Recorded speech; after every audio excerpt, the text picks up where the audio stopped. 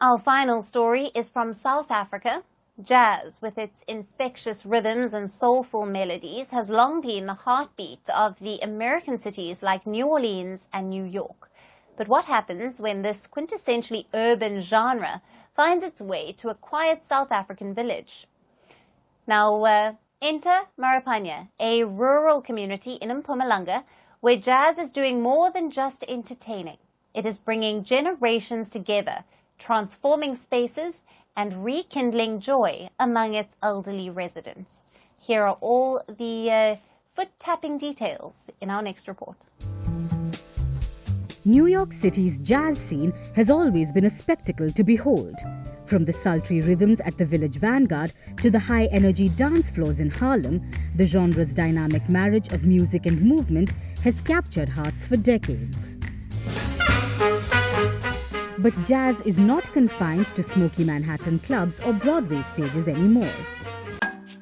Its infectious spirit has found a new home in the unassuming South African village of Marapyane. Inspired by the timeless allure of New York's Village Vanguard, local jazz enthusiast Paul Tseke founded the Village Vanguard Jazz Movement last year. So what happens inside this jazz club? Every fortnight, Tseke transforms an ordinary gathering space into a pulsating hub of music, dance and community connection. For the elderly residents, these jazz sessions are more than just an event. They are a breath of fresh air, a chance to let loose and an invitation to rediscover joy through rhythm. Because I'm old, but this one, it keeps me healthy and physical. That's why I like dance. Take, for instance, 73-year-old retired teacher Salome Tseke. She, with her granddaughter's help, wears a chic skirt and her favorite heels to attend a session. We should not just sit at home as pensioners because just sitting in one place at times, it ruins your mind. Your body is not active, so even when illness comes, they persist, but if you move, things are so much better. Yes, I also dance depending on how moved I am by the music playing because sometimes it's necessary that you must dance. Sometimes it's enjoyable to also just listen to the combination of instruments playing and soak in the music. Meanwhile, another attendee shared her experience about the social aspect.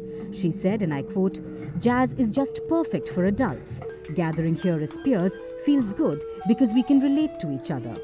I want to know to dance. I want to dance one day. Yeah, I want to see me dancing. Yeah, I love it. Jazz.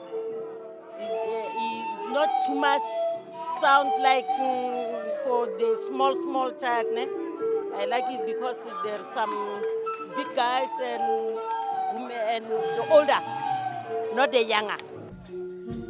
However, Tseke's vision goes beyond his village. He hopes the movement will bridge generational gaps and inspire jazz appreciation across the nation. What you see, the footwork, experience or whatever, is just a theme to attract people.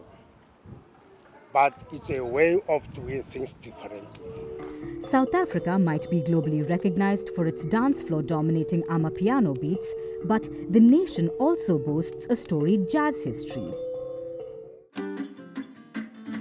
Jazz flourished in South Africa during the mid-20th century with legends like Hugh Masekela and Miriam Makeba, who used the genre both as a form of art and activism. Their music echoed themes of resistance and resilience during apartheid, hence proving that jazz could do more than just move feet, it could inspire change. As Tseke's group sways to the rhythm of trumpets and saxophones, Marapyane's jazz movement pays homage to that legacy. It's a reminder that jazz is universal. A soundtrack for joy, a balm for the soul, and a bridge between the two worlds, from New York's iconic clubs to a humble South African village.